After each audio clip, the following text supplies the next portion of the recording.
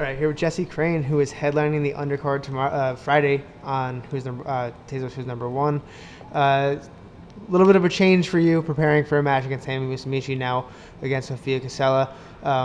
What are your thoughts about kind of the match and how this game came to be? Well, I was a little bit bummed that I didn't get to fight Tammy, but I understand personal stuff happens, and hopefully we can do that match in the future. But I've been training, and I think I kind of have a little bit of that advantage of I've been training for a Who's Number One match for the past ever since I found out for maybe a month or two.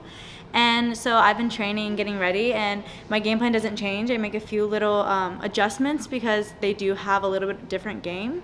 But I'm ready. I think I train hard, and I don't think the opponent matters as much as my mindset and just going out there and doing what I know how to do.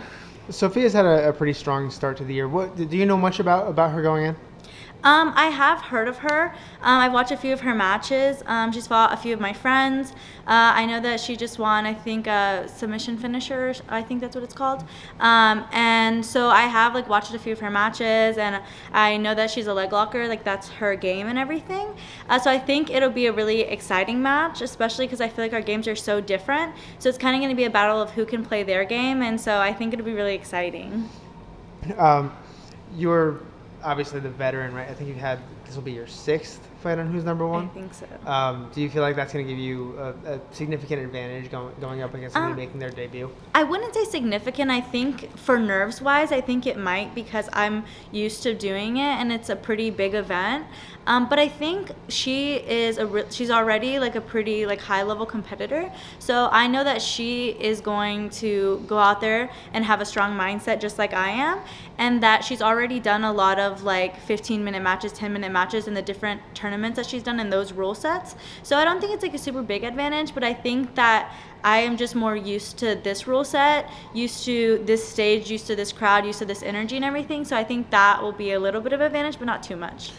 You made a comment after your last match with Alexa that you thought maybe people were sleeping on your ability to play the leg lock game, maybe after the Who's Number One championship. Mm-hmm. Do you feel like, given the fact that you're facing another leg locker, now you've proven to, I don't know, yourself, the fans, Mm-hmm. somebody that leg lock is not going to be a problem for you?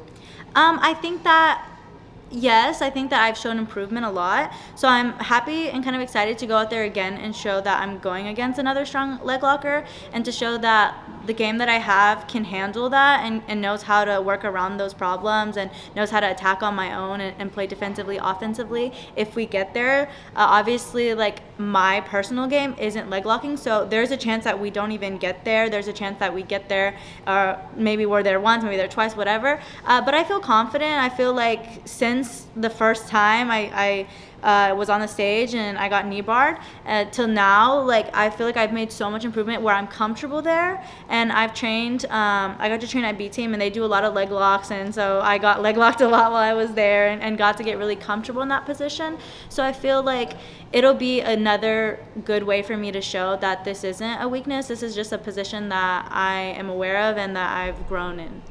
You're now 3-2, I think, on Tezos Who's Number Mm-hmm. One. All three of your victories have ended in submission. Mm-hmm. What is it about your approach to your matches that makes you so insistent on getting the submission? I think that I really like to put the pressure on.